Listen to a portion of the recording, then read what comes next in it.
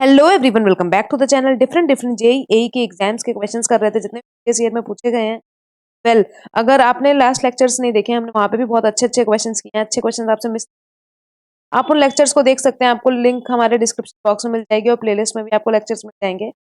तो पहले क्वेश्चन की तरफ चलते हैं। पहला क्वेश्चन क्या कह रहा है, तो आप देखिए। पहला क्वेश्चन है कि the red colour of the bricks, या फिर इसी को दूसरे तरीके से घुमा के पूछा गया है, which of the following mineral is responsible for the red colour in the bricks, which of the following imparts red colour to the brick. तो ये अलग अलग तरीके से घुमा के क्वेश्चन को पूछा गया है। तो अगर हम बात करते हैं तो इस क्वेश्चन में पूरे ब्रिक्स की कंपोजिशन के बारे में ही देख लेते हैं। अगर हम बात करें तो सलीम नाम से इसका कंपोजिशन फेमस है, तो हम इसके पूरे कंपोजिशन के बारे में देख लेते हैं। तो SALIM, अगर हम बात करें तो यहाँ पर उनके हम एडवांटेज लिखेंगे कि होने से क्या होता है, मतलब बेनिफिशियल क्या है, और यहाँ पर हम लिखेंगे कि एक्सेस होने से, हमारे एक्सेस होने से क्या दिक्कत देखने को मिलती है। सिलिका, एस फॉर क्या है हमारा सिलिका, एस से क्या है हमारा सिलिका, जो कि हमारे सबसे ज्यादा परसेंटेज में पाया जाता है, जो है 55% में अप्रोक्सीमेट देखा जाता है। तो ये बेसिकली अगर ये हमारे 55% तक प्रेजेंट होता है तो ये हमारे शेप के लिए रिस्पॉन्सिबल है। इट इज रिस्पॉन्सिबल फॉर कि उसको परफेक्ट शेप मिल पाए, एक परफेक्ट शेप के लिए रिस्पॉन्सिबल है। वेल वहीं पे लेकिन वो एक्सेस अमाउंट में प्रेजेंट होगा, एक्सेस अमाउंट में प्रेजेंट होगा तो वो हमारी ब्रिक को ब्रिटल बना देगी, और ब्रिटल बनाने से क्या होगा, वीक हो जाएगा। बिना किसी वार्निंग के हमारी ब्रिक है वो ब्रेक डाउन हो जाएगी। तो एक 55% के अप्रोक्सीमेट हमें देखने को मिलता है सिलिका का परसेंटेज। वेल ए से अगर हम बात करें तो वो हमारा एल्यूमिना है, एल्यूमिना, जिसको हम देखेंगे तो 20 से 30% के बीच में होता है। अगर हम इसकी बात करें तो ये हमारा क्या इम्पार्ट करता है, प्लास्टिसिटी इम्पार्ट करता है। बहुत इंपॉर्टेंट क्वेश्चन, एल्यूमिना के लिए भी बहुत बार पूछा जाता है। तो एल्यूमिना हमारा प्लास्टिसिटी इम्पार्ट करता है, जो कि हेल्प करेगा हमारा मोल्डिंग के प्रोसेस में।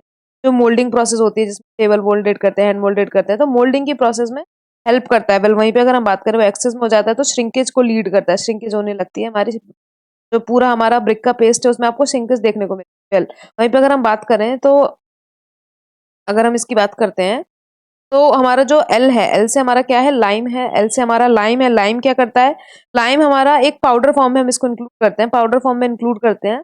5% के अप्रॉक्सीमेट हम इसको इंक्लूड करते हैं। वेल वहीं पे अगर बात करते हैं डाउन करता है, तो श्रिंकेज डिक्रीज करता है, जो श्रिंकेज आपको देखने को मिलेगी उसको डिक्रीज करेगा। और अगर लाइम हमारा एक्सेस में हो गया, एक्सेस में हो गया तो शेप हमारी लॉस्ट हो सकती है। हमारा शेप है वो, हमारी जो शेप होगी वो उसको लॉस हो जाएगी, मतलब शेप हमारा कुछ अलग ही मिलेगा। जरूरी नहीं जो ब्रिक हम पर्टिकुलर शेप में प्रोवाइड करना चाह रहे हैं हमें उसी शेप में हमारी जो ब्रिक है वो देखने को मिले। वेल आई से हमारा क्या है, आयरन, आयरन ऑक्साइड एज ये, यही हमारे इस क्वेश्चन का आंसर है। आयरन ऑक्साइड ही रिस्पॉन्सिबल है हमारा रेड कलर को इम्पार्ट करने के लिए। रेड कलर इम्पार्ट करने के लिए वो आयरन ऑक्साइड हमारे रिस्पॉन्सिबल है। 5 से 6% में आपको देखने को मिलेगा रेड कलर इम्पार्ट करता है। बट अगर वो एक्सेस में होगा तो हमारी जो ब्रिक है वो ब्लूइश या फिर ब्लैक कलर की हो जाती है, ब्लू या फिर ब्लैक कलर की देखने को मिलती है। वेल एम से अगर हम बात करें तो एम से हमारा मैग्नीशिया है। मैग्नीशिया हमारा 5% के अप्रोक्सीमेट आपको देखने को मिलेगा, 5% अप्रोक्सीमेट देखने को मिलेगा। येलो टिंट कलर प्रोवाइड करता है, येलो टिंट कलर प्रोवाइड करता है। श्रिंकेज को डिक्रीज करता है, श्रिंकेज भी डिक्रीज करता है। तो श्रिंकेज कौन कौन डिक्रीज कर रहा है, हमारा लाइम भी श्रिंकेज डिक्रीज करता है, और हमारा मैग्नीशिया भी श्रिंकेज को डिक्रीज करता है। वेल वहीं पे लेकिन अगर हम एक्सेस में बात करें, एक्सेस हो जाएगी तो डीके कर देगा, हमारा ब्रिक जो है वो डीके हो जाएगी। ब्रिक में डिके को इम्पार्ट करने लगता है अगर वो एक्सेस में प्रेजेंट हो। तो इस क्वेश्चन का आंसर हमारा क्या हो जाएगा, which of the following impart red colour to the brick. तो iron oxide will be the correct answer. Well हम सबके लिए बता सकते हैं। अब तो सिलिका क्या इम्पार्ट करता है, हमारा सिलिका की बात करें तो वो हमारा शेप इम्पार्ट करता है और एक्सेस में हमारे ब्रिटलनेस देखने को मिलेगा। फिर वो बोल रहा है मैग्नीशिया का इम्पार्ट करता है तो येलो टिंट कलर इम्पार्ट करता है और डिके देखने को मिलेगा। एल्यूमिना प्लास्टिसिटी के लिए रिस्पॉन्सिबल है, लेकिन अगर वो ज्यादा मात्रा में हो जाए तो श्रिंक देखने को मिलेगा।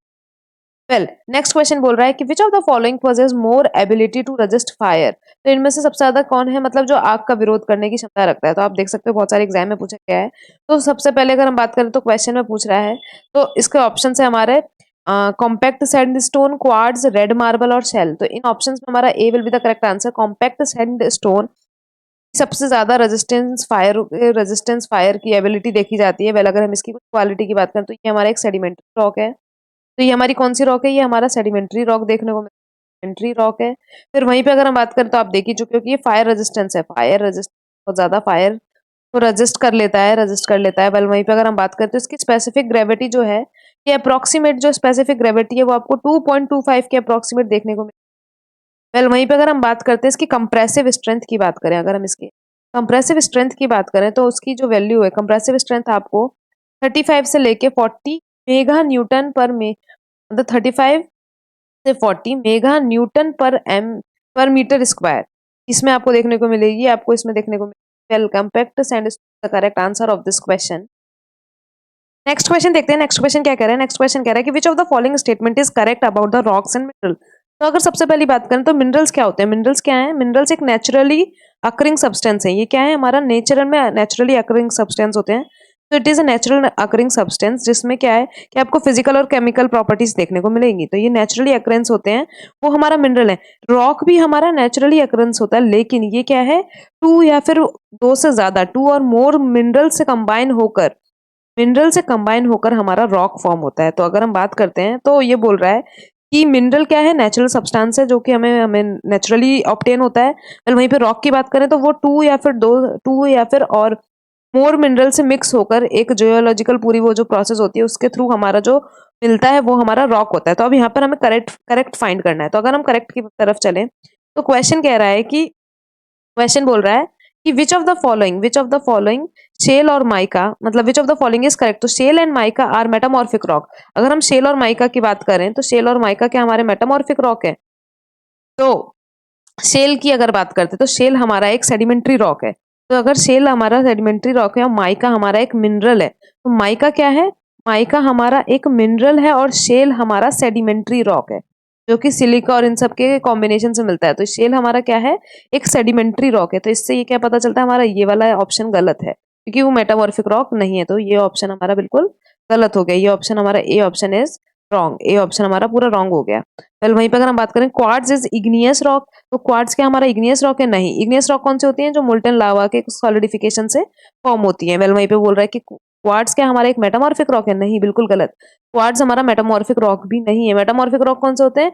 जो इग्नियस और हमारा जो हमारे सेडिमेंट्री रॉक्स होते हैं उन पे जब हम बहुत ज्यादा टेम्परेचर और प्रेशर लगाते हैं तो हमारा जो रॉक फॉर्म होता है वो हमारे मेटामॉर्फिक रॉक होते हैं। अब वो बोल रहा है कि quartz and mica are only minerals. तो बिल्कुल करेक्ट स्टेटमेंट यही है क्योंकि क्वार्ट भी एक हमारा मिनरल है जिसमें हमें सिलिका मतलब सिलिकॉन डाइऑक्साइड के फॉर्म में हमें मिलता है। केमिकल कंपाउंड जो है ये अर्थ क्रस्ट के अंदर हमें मोस्ट कॉमन मिनरल पाया जाता है वो है हमारा क्वार्ट्ज, और मिनरल माइका भी हमारा मिनरल है। तो D option is the correct answer of this question.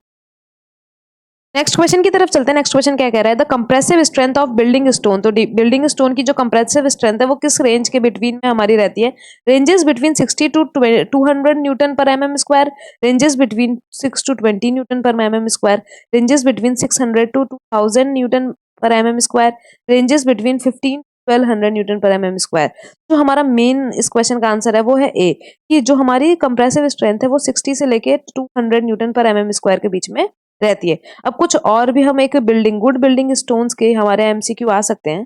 तो गुड बिल्डिंग स्टोन में और क्या क्या प्रॉपर्टी होनी चाहिए हम उसकी बात करते हैं। तो सबसे पहला अगर पॉइंट देखना चाहें तो जो हमारा परसेंटेज ऑफ वियर होता है, जो हमारा आर्ट्रिशन है, परसेंटेज ऑफ वियर होता है किस टेस्ट में? जो हमारा आर्ट्रिशन टेस्ट होता है उसमें जो हमारा परसेंटेज ऑफ वियर है वो 3% से ज्यादा नहीं होना चाहिए। जो परसेंटेज ऑफ वियर होता है जो हमारा आर्ट्रिशन टेस्ट से मिलता है वो 3% से ज्यादा नहीं होना चाहिए, not more than 3%।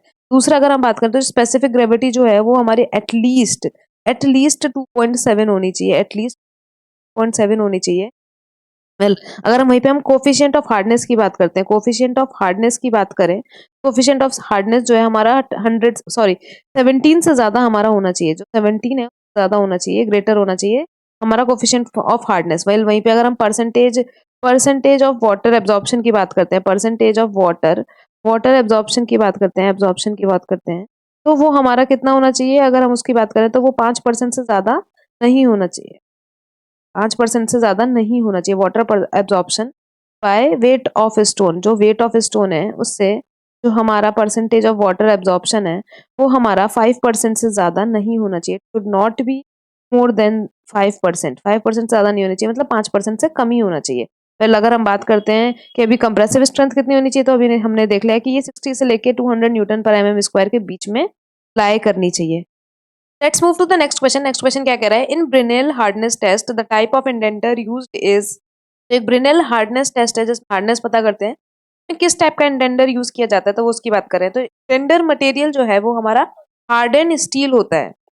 Harden steel होता है, लेकिन वो कोन नहीं, हार्डन स्टील बॉल होती है। तो C option will be the correct answer. Harden steel ball use की जाती है जिसकी डायमीटर की बात करें तो 10 होगा। ये सब छोटे छोटे इन्फॉर्मेशन पूछ लेते हैं। तो ब्रिनेल हार्डनेस टेस्ट पहली बात हार्डनेस पता करने के लिए यूज किया जाता है। वेल वहीं पे जो हम इंटेंडर यूज करते हैं वो हमारा हार्ड स्टील बॉल होता है जिसकी डायमीटर 10 होगी। और अगर हम बात करें ये किन मटेरियल पे यूज किया जाता है, किन मटेरियल पे, कौन सा एप्लीकेबल मटेरियल है, तो अगर बात करते हैं एप्लीकेबल मटेरियल कौन होगा तो लो हार्ड मटेरियल जो होते हैं। एप्लीकेबल मटेरियल कौन सा हो जाएगा हमारा, लो हार्ड मटेरियल। लो हार्ड मटेरियल, तो लो हार्ड मटेरियल पे यूज किया जाता है, लो हार्ड मटेरियल। और डायमीटर हमारा इसका 10 ही रहेगा। वेल अगर हम बात करते हैं कि ये किस प्रिंसिपल पे बेस्ड है, अगर इसकी प्रिंसिपल की बात करें तो ये हमारा बेस्ड है किस पे, ऑन एरिया पेनिट्रेशन, कितना एरिया में ये पेनिट्रेट हुआ है हम ये पता करते हैं। इसके बेसिस के थ्रू हम हार्डनेस का, जो हमारा हार्डनेस है उसको एग्जामिन करते हैं। तो ब्रिनेल हार्डनेस टेस्ट में जो टाइप ऑफ इंटेंडर है वो हमारा हार्ड स्टील बॉल है। वेल वहीं पे अगर हम बात करें विकर्स हार्डनेस टेस्ट, बहुत इंपॉर्टेंट पॉइंट, इसको अब ये पूछ सकता है, ये भी पूछ सकता है कि विकर्स जो हार्डनेस टेस्ट है वहां पर हमारा टाइप ऑफ इंटेंडर क्या है। तो विकर्स हार्डनेस टेस्ट में हमारा टाइप ऑफ इंटेंडर जो है वो है डायमंड। हम क्या यूज करते हैं, डायमंड को यूज करते हैं, डायमंड को यूज, वेल हम डायमंड को यूज करते हैं। और टूल का शेप किस में होगा, जैसे यहाँ पर आपको बॉल देखने को मिली थी, यहाँ पर शेप क्या है, जो शेप है वो हमारी पिरामिड है।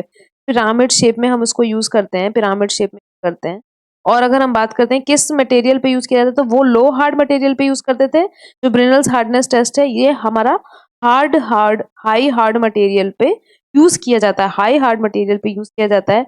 और ये किस वाले प्रिंसिपल पे बेस्ड है, जैसे ये हमारा एरिया पेनिट्रेशन पे बेस्ड था, ये हमारा डायगोनल लेंथ के प्रिंसिपल पे बेस्ड है। तो it is based on diagonal diagonal length. तो ये हम बात करते हैं कि ये पे बेस्ड है। तो विकर्स हार्डनेस टेस्ट में डायमंड की शेप हो, सॉरी डायमंड मटेरियल इंटेंडर यूज किया जाएगा, ये इंटेंडर है हमारा। और शेप क्या होगी हमारे, पिरामिड शेप होगी। वेल किस पे एप्लीकेबल है, तो ये हमारा हाई हार्ड मटेरियल पे एप्लीकेबल है। वेल वहीं पे अगर हम बात करते हैं कि ये किस मतलब प्रिंसिपल पे बेस्ड है, प्रिंसिपल कौन सा होगा तो हमारा हो जाएगा ये डायगोनल लेंथ जो है वो प्रिंसिपल हो जाएगा। वेल नेक्स्ट क्वेश्चन देखते हैं, नेक्स्ट क्वेश्चन क्या कह रहा है। नेक्स्ट क्वेश्चन है, तो क्वेश्चन कह रहा है कि the impact test are use to determine, तो इम्पैक्ट टेस्ट को हम क्या पता करने के लिए, किस चीज के लिए इस्तेमाल किया जाता है। तो वेल ऑप्शन है हमारे ultimate crushing strength, toughness, ductility and tenacity. तो अगर हम बात करते हैं तो हमारा टफनेस को पता करने के लिए इम्पैक्ट टेस्ट को यूज किया जाता है। जो हमारा इम्पैक्ट टेस्ट है, जो हमारा इम्पैक्ट टेस्ट है वो हमारा टफनेस को पता करने के लिए यूज किया जाता है। पर किस तरीके से कंडक्ट करते हैं थोड़ा सा देख लेते हैं। तो टेस्ट समझते हैं, टेस्ट क्या है, टेस्ट को किस तरीके से हम करेंगे, टेस्ट को देख समझते हुए चलते हैं। तो अगर हम बात करें सबसे पहले हम क्या लेते हैं कि स्पेसिमन लेते हैं, हम एक सबसे पहले स्पेसिमन लेते हैं जिसको हम 12.6 mm की सीव से, जो 12.6 mm की सीव है वहां से पास करेंगे, वहां से हम इसको पास करते हैं। फिर उसके बाद अगर हम बात करें तो यहाँ से पास होने के बाद 10 mm की जो सीव होगी, 10 mm की सीव है वहां पर हम रिटेन करेंगे, यहाँ पर हम इसको रिटेन कर लेंगे, हम पर इसको रिटेन कर लेंगे जो 10 mm की सीव है वो हमारा स्पेसिमन है। फिर क्या करते हैं, इसको 3 लेयर्स में, हम लेयर्स में रखते हैं, 3 लेयर्स में रखते हैं। और 25 टाइम्स, ये सब जो नंबर है बहुत इंपॉर्टेंट है, 3 लेयर्स में रखते हैं, 25 टाइम्स इसको हम टेम्परिंग प्रोवाइड करते हैं, टेम्परिंग प्रोवाइड करते हैं मतलब एक हैमर से टेम्परिंग करते हैं। जिस हैमर का वेट हमारा 13.5 से लेके 14 केजी के बीच में हमारा ये हैमर का वेट होगा, ये हैमर का वेट होगा। वेल वहीं पे हम कितने हाइट से ड्रॉप करते हैं, तो जो हमारा हाइट है वो 38 सेंटीमीटर हाइट से हम इसको, जो 38 सेंटीमीटर हाइट है वहां से हम इसको ड्रॉप करते हैं। और वहां से ड्रॉप करते हैं 15 ब्लोज, हम 15 ब्लोज हम इसको ड्रॉप करते हैं, ठीक है।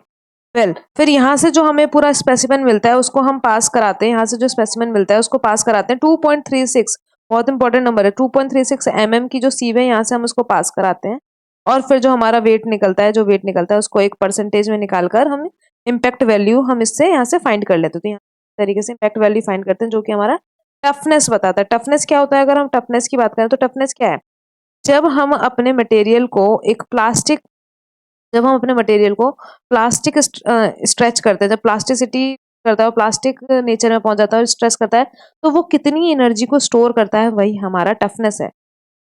प्लास्टिक डिफॉर्मेशन के द्वारा, जब प्लास्टिक डिफॉर्मेशन के टाइम पर जो जितनी एनर्जी उस मटेरियल ने एब्जॉर्व की है, उसी प्रॉपर्टी को, उसी एबिलिटी को हम टफनेस ऑफ द मटेरियल बोलते हैं। वेल जो हमारा पहला ऑप्शन है जो बोल रहा है कि अल्टीमेट क्रशिंग स्ट्रेंथ क्या होती है, तो अल्टीमेट क्रशिंग स्ट्रेंथ क्या होती है, हम इतना ज्यादा स्ट्रेस प्रोवाइड करते हैं, इतना ज्यादा स्ट्रेस प्रोवाइड करते हैं कि वो जो स्पेसिमन है वो बस अब रप्चर होने ही को ही हो, फ्रैक्चर या रप्चर उसमें देखने को मिल जाए, जिस पर वो रप्चर होने लगे, जिस पर रप्चर आपको देखने को मिल जाएगा, वही हमारा जो है वो अल्टीमेट क्रशिंग स्ट्रेंथ में आपको काउंट कराएगा। वेल वहीं पे डक्टिलिटी की बात करें तो डक्टिलिटी क्या होता है, जो मटेरियल हमारा वायर्स बनाने के लिए यूज किए जा सकते हैं, जिससे हम वायर बना सकते हैं, वो हमारा डक्टाइल बिहेवियर शो करता है, जिसमें प्लास्टिक डिफॉर्मेशन हो सके। वेल वहीं पे अगर हम टेनासिटी की बात करें तो टेनासिटी क्या होता है, टेनासिटी में क्या है कि टेनासिटी एक रेजिस्टेंस पावर है, जो मटेरियल है उसकी कितनी रेजिस्टेंस पावर है कि वो डिफॉर्मेशन को होल्ड ऑन कर सके, मतलब ये रेजिस्टेंस शो करता है डिफॉर्मेशन की तरफ। तो it shows resistance to to deformation या फिर ब्रेक होने के लिए, या फिर जो डिफॉर्मेशन है उसकी तरफ जब रेजिस्टेंस शो करता है तो वो हमारा टेनासिटी है। वेल इस क्वेश्चन में क्या है कि हमारा क्वेश्चन में पूछा है कि आपको इम्पैक्ट टेस्ट किस लिए यूज किया जाता है, तो इम्पैक्ट टेस्ट हमारा टफनेस को पता करने के लिए यूज किया जाता है। नेक्स्ट क्वेश्चन की तरफ चलते हैं। नेक्स्ट क्वेश्चन कह रहा है which of the following is the main composition of granite. Granite का मेन कंपोजिशन कौन कौन है, क्वार्ट्ज, फेस्पर एंड माइका, या फिर quartz and lime, quartz and silica, या फिर सिलिका, लाइम एंड एल्यूमिना। तो अगर हम बात करते हैं ग्रेनाइट की, तो ग्रेनाइट की कुछ प्रॉपर्टी देखते हैं, ग्रेनाइट के बारे में डिस्कस। तो ग्रेनाइट की अगर प्रॉपर्टी देखें तो सबसे पहली बात ये एक इग्नियस रॉक है। इग्नियस रॉक क्या होता है, मोल्टेन मावा के सॉलिडिफिकेशन से जो फॉर्म होता है वो हमारा इग्नियस रॉक कहलाता है। ठीक है, उसमें अगर बात करें तो ये हमारा हार्ड है, तो ग्रेनाइट हार्ड है, कोर्स ग्रेन्ड रॉक है, कोर्स ग्रेन मिलेंगे आपको, इसमें फाइन ग्रेन्स कम देखने को मिलेंगे, तो कोर्स ग्रेन्ड रॉक है आपका। ऊपर से अगर हम बात करें तो ये क्रिस्टलाइन स्ट्रक्चर है। इसका क्रिस्टलाइन स्ट्रक्चर क्या होता है, एक होता है जैसे मान लो ये स्ट्रक्चर है तो ये हमारे बहुत ही अनऑर्डर्ड, मतलब कैसे भी हैफासाइड मैनर में हमारे जो एटम्स हैं वो कंबाइंड है, तो ये हमारा होता है एमॉर्फस। लेकिन वहीं पे अगर हम अपना क्रिस्टल माइक्रोस्कोप से देखेंगे तो जो हमारा बिल्कुल ऑर्डर्ड वे में हमारे एटम्स या जो आयंस हैं वो अगर असेंबल है तो वो स्ट्रक्चर हमारा क्रिस्टलाइन स्ट्रक्चर कहा जाता है। वेल अगर हम इसकी बात करें तो ये कौन सा स्ट्रक्चर हमारा क्रिस्टलाइन स्ट्रक्चर है। और अगर हम थर्ड पॉइंट की बात करें तो ये इसमें मेन कंपोजिशन क्या है, ग्रेनाइट के मेन कंपोजिशन की बात करें तो वो है हमारा फेल्डस्पार। सबसे पहली बात फेल्डस्पार देखने को मिलेगा आपको, क्वार्ट्ज देखने को मिलेगा और माइका देखने को मिलेगा। और इसी पॉइंट के साथ हमें अपना आंसर मिलता है कि quartz, feldspar and mica are the main composition of granite. A option will be the correct answer of this question. Well वहीं पर अगर हम बात करें तो क्वार्ट्ज हमारा 20 से लेके 60% के बीच में होता है, जो 20 से लेके 60% के बीच में क्वार्ट्ज का कंपोजिशन देखने मिलेगा। और हमारा जो फेल्डस्पार है अप्रोक्सीमेटली हमारा 35% तक आपको फेल्डस्पार देखने को मिलेगा। तो ग्रेनाइट के main composition feldspar, quartz and mica will be the correct answer of this question. Next question की तरफ चलते हैं। नेक्स्ट क्वेश्चन क्या कह रहा है, नेक्स्ट क्वेश्चन कह रहा है कि which of the following is used for decorative work in buildings.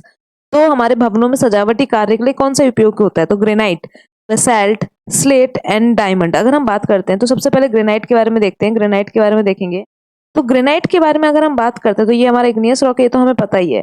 अभी हमने ये सब चीजें देखी थी कि हार्ड, कोर्स ग्रेन्ड और क्रिस्टलाइन शेप में होता है। फेल्डस्पार, क्वार्ट्ज और माइका देखी जाती है, यहाँ तक तो ठीक है। अब हम अगर बात करें ग्रेनाइट की तो क्रिस्टलाइन ग्रेन्स होते हैं, ठीक है। तो इसकी कंप्रेशन, अब हम ग्रेनाइट के बारे में लिख रहे हैं, तो अभी हम इसकी कंप्रेसिव स्ट्रेंथ की बात करें। अगर हम कंप्रेसिव स्ट्रेंथ की बात करें तो कंप्रेसिव स्ट्रेंथ इसकी हमारी 100 मेगा पास्कल से लेके 250 मेगा पास्कल के बीच में लाई करती है। तो कंप्रेसिव स्ट्रेंथ हमारी 100 मेगा पास्कल से लेके 250 मेगा पास्कल के बीच में लाई करती है। वेल वहीं पे अगर हम बात करते हैं तो ये नॉन पोरस होता है, नॉन पोरस है ये, इसमें ज्यादा पोरोसिटी आपको देखने को नहीं मिलेगी, नॉन पोरस है। वेल वहीं पे अगर हम बात करें तो ये फ्रॉस्ट रेजिस्टेंस है, फ्रॉस्ट रेजिस्टेंस। तो जो हमारी बर्फ है ये इन सबसे अच्छी खासी इसको रेजिस्टेंस मिलती है, तो ये हमारा फ्रॉस्ट रेजिस्टेंस है। वेल वहीं पे अगर हम बात करते हैं तो ये जो फायर रेजिस्टेंस प्रॉपर्टी होती है इसके अंदर इतनी ज्यादा देखी नहीं जाती, तो ये इतनी ज्यादा अच्छी, not good in resisting fire. तो जो फायर रेजिस्टेंस प्रॉपर्टी होती है रेजिस्टिंग फायर, तो फायर रेजिस्टेंस प्रॉपर्टी जो होती है उसमें इसमें इतनी ज्यादा ये नहीं देखी जाती। वेल वहीं पे अगर हम बात करते हैं तो ग्रेनाइट क्यों यूज किया जाता है, यही एक आंसर है जो कि बिल्डिंग मटेरियल में डेकोरेटिव पर्पस से यूज किया जाता है। Granite will be the correct answer. लेकिन क्यों, ये पॉइंट यहाँ पर अब डिस्कस करेंगे कि क्यों यूज किया जाता है, क्योंकि इसको पॉलिश करना बहुत ईजी है, तो पॉलिश की प्रॉपर्टी इसमें अच्छे से मिलती है। तो पॉलिश होने की वजह से ये हम यूज करते हैं। हम कॉलम्स के ऊपर, जो हमारा कॉलम्स में अगर हमें डेकोरेटिव लुक देना है, टेबल्स की कवरिंग करनी है, या फिर हमारा जो किचन की स्लैब होती है, जो फ्लोरिंग है वहां पर, या फिर जो हमारी स्लैब्स होती हैं, किचन की स्लैब्स होती हैं, वहां पर हम ग्रेनाइट के जो पत्थर हैं, जो ग्रेनाइट रॉक है उसको यूज करते हैं। वेल वहीं पे हम दूसरे ऑप्शन की तरफ चलते हैं, वो बोल रहा है बेसाल्ट। बेसाल्ट की अब कुछ बेसाल्ट की इन्फॉर्मेशन देख लेते हैं। बेसाल्ट के बारे में अगर हम बात करें तो बेसाल्ट के बारे में देखते हैं, बेसाल्ट हमारा किस तरीके से है। तो बेसाल्ट एक वो ऑल्सो ट्रैप भी कहा जाता है, इसको हम ट्रैप भी बोलते हैं।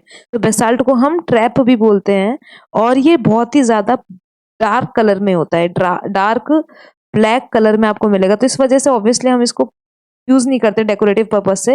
एक तो डार्क ब्लैक या फिर ग्रे कलर में आपको देखने को मिलेगा ये जो बेसाल्ट है। वेल अगर हम इसकी ग्रेन साइज की बात करें तो इसमें कोर्स ग्रेन साइज नहीं है, लेकिन फाइन से लेके मीडियम तक साइज देखने को मिलेंगे। फाइन से लेके मीडियम तक आपको इसकी ग्रेन साइज देखने को मिलेंगे। इसकी कंप्रेसिव स्ट्रेंथ की बात करें तो इसकी कंप्रेसिव स्ट्रेंथ हमारे ग्रेनाइट के कंपेयर में ज्यादा है। इसकी कंप्रेसिव स्ट्रेंथ की बात करते हैं तो वो हमारा 200 से लेके 350 तक आपको देखने को मिलेगा। 200 से लेके 350 मेगा पास्कल के बीच में आपको देखने को मिलेगी इसकी कंप्रेसिव स्ट्रेंथ। ये मेनली कहाँ यूज किया जाता है? ये मेनली हमारे डैम्स के कंस्ट्रक्शन में, पियर्स के कंस्ट्रक्शन में, जो हमारे रिवर्स की वॉल होती है, जो हमारी रिवर्स की वॉल है वहां के कंस्ट्रक्शन में आपको देखने को मिलेगा। क्यों?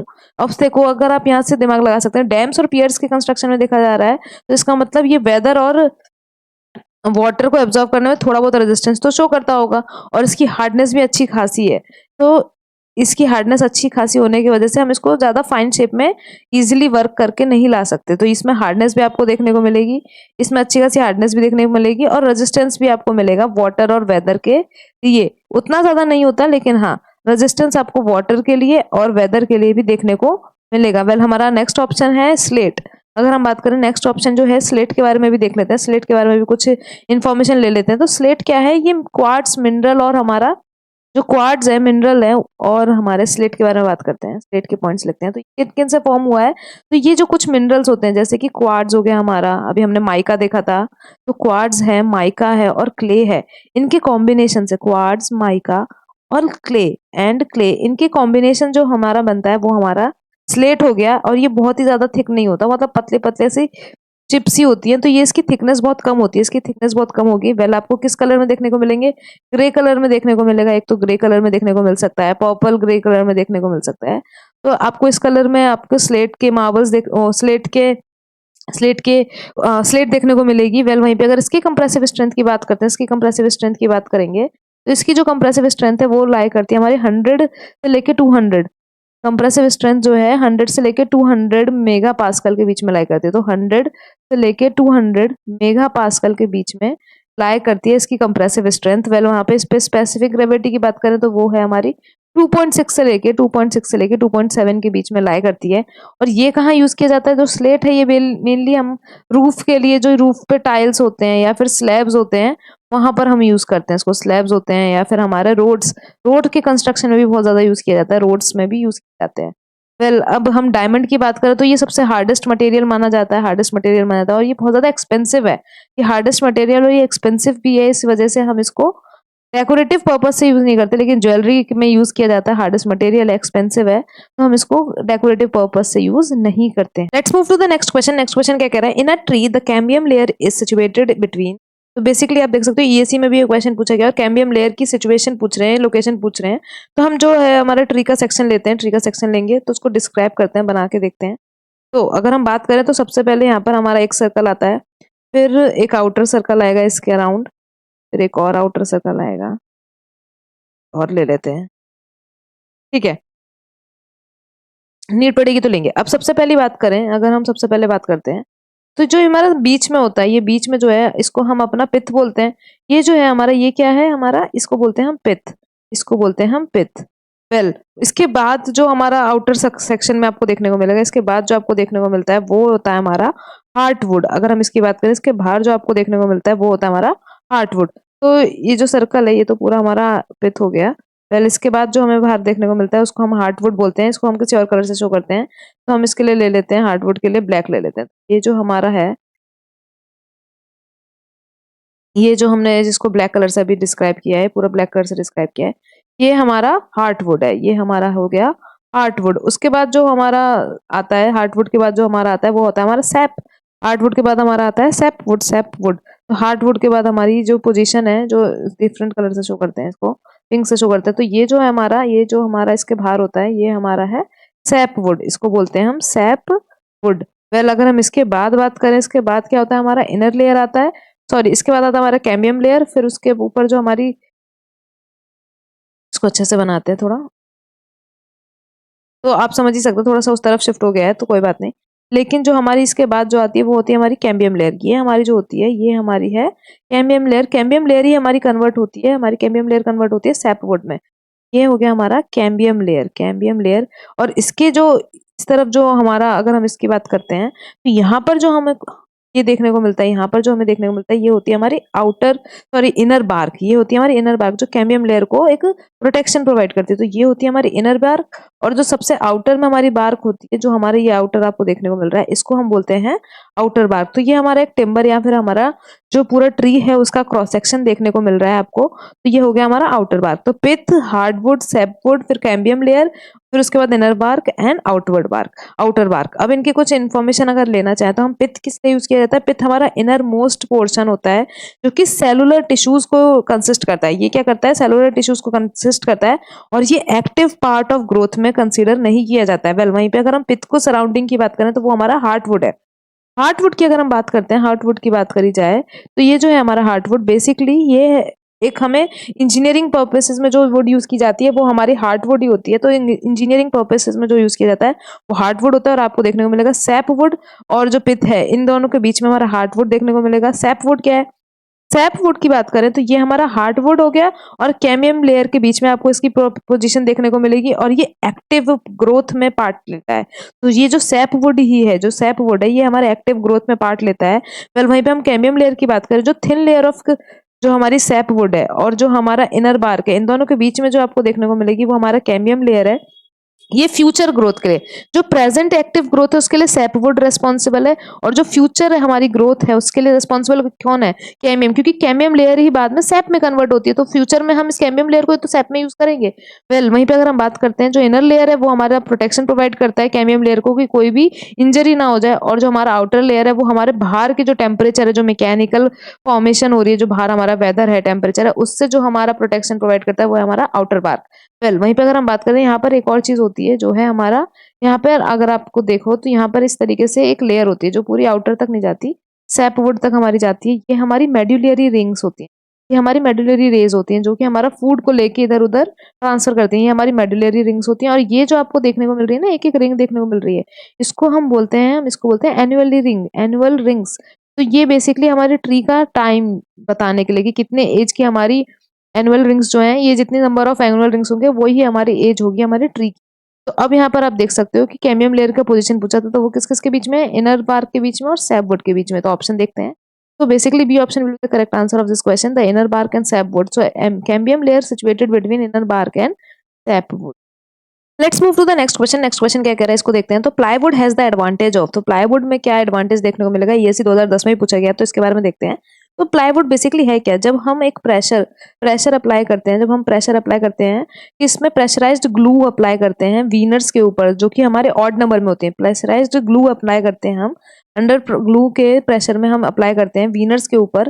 तो उसी जो फॉर्मेशन से जो हमारा फॉर्म होता है उसी को हम प्लाईवुड बोलते हैं। तो वीनर्स पे जब प्रेशराइज्ड ग्लू अप्लाई करते हैं जो कि ऑड नंबर में होता है, मेनली ऑड नंबर में देखने को मिलेगा, 3 से लेके 13 के बीच में आपको ऑड नंबर के बीच में देखने को मिलेंगे, तो वो हमारा प्लाईवुड होता है। और सबसे मेन एडवांटेज आपको क्या देखने को मिलेगा? अगर हम मेन एडवांटेज की बात करें तो आपको एडवांटेज देखने को मिलेगा कि सब डायरेक्शन में, एवरी डायरेक्शन में टेंसाइल स्ट्रेंथ है वो इक्वल होगी। मतलब सब डायरेक्शन में जो टेंसाइल स्ट्रेंथ है वो आपको सेम देखने को मिलेगी। तो C option will be the correct answer. Well वहीं पे हम बात करते हैं और क्या इसमें एडवांटेज देखने को मिलता है। तो इसमें आपको ये एडवांटेजेस देखने को मिलेंगे। एक तो ये हाई स्ट्रेंथ है, इसमें हाई स्ट्रेंथ देखने को मिलती है, हाई स्ट्रेंथ देखने को मिलती है और स्टेबिलिटी भी आपको हाई देखने को मिलेगी। तो हाई स्ट्रेंथ देखने को मिलेगी, कॉमा स्टेबिलिटी भी आपको हाई देखने को मिलेगी। वेल वहीं पे अगर हम बात करते हैं स्टेबिलिटी की बात करें तो वो भी आपको हाई देखने को मिलेगी। उसके बाद बात करें तो हाई रेजिस्टेंस है इम्पैक्ट के लिए, हाई रेजिस्टेंस शो करता है वो इम्पैक्ट के लिए, high resistance to impact. Then वहीं पे अगर हम बात करते हैं तो अभी हमने देख लिया कि टेंसाइल हमारा फोर्स है, जो टेंसाइल हमारा लग रहा है, जो हमारा टेंसाइल स्ट्रेंथ है वो हम हर डायरेक्शन में सेम देखने को मिलता है।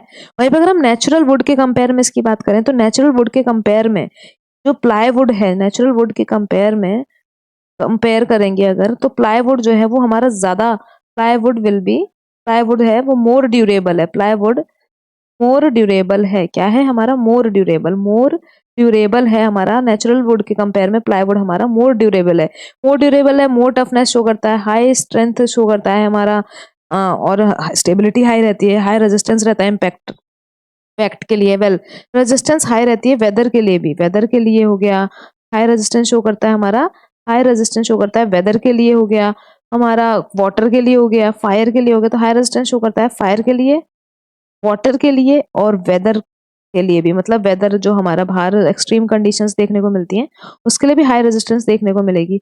स्वेलिंग और वार्पिंग वाली प्रॉब्लम कम देखने को मिलती है। स्वेलिंग और वार्पिंग वाली जो प्रॉब्लम होती है, वार्पिंग वाली जो प्रॉब्लम्स हैं वो हमें प्लाईवुड में कम देखने को मिलेगी इन कंपेयर टू, लेस देखने को मिलती है इन कंपेयर टू किससे, नेचुरल वुड के कंपेयर में। तो बेसिकली प्लाईवुड क्या है, एक वुड पैनल है जो कि प्रेशर अप्लाई किया गया है हमारे ऑड वीनर्स के ऊपर, तो हमारा प्लाईवुड फॉर्म होता है। वो 3 से लेके 13 के बीच में कुछ भी हो सकते हैं। और जो प्लाईवुड है वो हमारे बहुत सारे एडवांटेजेस शो करता है in compare to natural wood के कंपेयर में, इसलिए हम इसे यूज करते हैं। नेक्स्ट क्वेश्चन देखते हैं। नेक्स्ट क्वेश्चन कह रहा है गुड ब्रिक अर्थ कंटेन एल्यूमिना। तो आज हमने स्टार्टिंग के लेक्चर में ही देखा था कि ब्रिक में हमारा सलीम था, जिसमें हमारा सलीम आपको देखने को मिला था। तो एस से हमारा सिलिका था जो कि 55% के आसपास रहता है। ए से हमारा एल्यूमिना था। एल्यूमिना की बात करते हैं तो एल्यूमिना बेसिकली पूछ रही रहा है कि कितने, एल्यूमिना की बात करें तो कितने परसेंट के बीच में होना चाहिए। तो ये हमारा 20 से लेके 30% के बीच में होना चाहिए। 20 से लेकर 30% के बीच में होना चाहिए। और ये हमारा प्लास्टिसिटी प्रोवाइड करता है, प्लास्टिसिटी प्रोवाइड करता है आपको। लेकिन अगर ये ज्यादा हो जाए, ज्यादा आपको देखने को मिलेगा तो हमें क्या देखने को प्रॉब्लम मिलेगी, श्रिंकेज देखने को मिलेगा, श्रिंकेज की प्रॉब्लम देखने को मिलेगी, एक्सेस होने पे श्रिंकेज की प्रॉब्लम देखने को मिलेगी। वेल वहीं पे हमारा एल से क्या था, लाइम, एक्सेस पे हमें श्रिंकेज देखने को मिलेगा। एल से हमारा लाइम था जो कि हमें मतलब पाउडर फॉर्म में इंक्लूड करना था, और ये हमारा एक्सेस होने पे श्रिंक, मतलब वैसे श्रिंकेज को रिमूव बचाता है लेकिन एक्सेस होने पे हमारा वॉल्यूम को डिसइंटीग्रेट कर देता था। आई की बात करें तो आयरन ऑक्साइड था जो कि हमारा रेड कलर इंपार्ट करा था, लेकिन एक्सेस होने पे डार्क ब्लू कलर देखने को मिलेगा। और मैग्नीशियम हमारा येलो टिंट कलर प्रोवाइड करता था, लेकिन एक्सेस होने पे डिकेइंग की प्रॉब्लम देखने को मिलेगी। तो ये हमारे कुछ अर्थ ब्रिक में जो हमारा कंपोजिशन है वो होना चाहिए। पहले ही क्वेश्चन में हमने वैसे डिस्कस कर लिया था, तो लेकिन एक क्विक रिवीजन कर लिया है इससे। नेक्स्ट क्वेश्चन की तरफ चलते हैं। नेक्स्ट क्वेश्चन कह रहा है सैंड स्टोन इज, बालू पत्थर निम्नलिखित में से कौन सा है? सेडिमेंट्री रॉक है, मेटामॉर्फिक रॉक है, इग्नियस रॉक है या फिर वोल्केनिक रॉक है? तो बेसिकली वोल्केनिक रॉक एक इग्नियस रॉक का ही टाइप है, जिसमें क्या है कि आपको एक्सट्रूसिव रॉक भी कहा जाता है। जब हमारा मोल्टन लावा नीचे से अर्थ क्रस्ट से हमारा जो निकल के बाहर आ जाता है और फिर वेदर में आके सॉलिडिफाई होता है, कूल डाउन होता है, तो हमारे जो रॉक फॉर्म होते हैं वो वोल्केनिक रॉक होता है।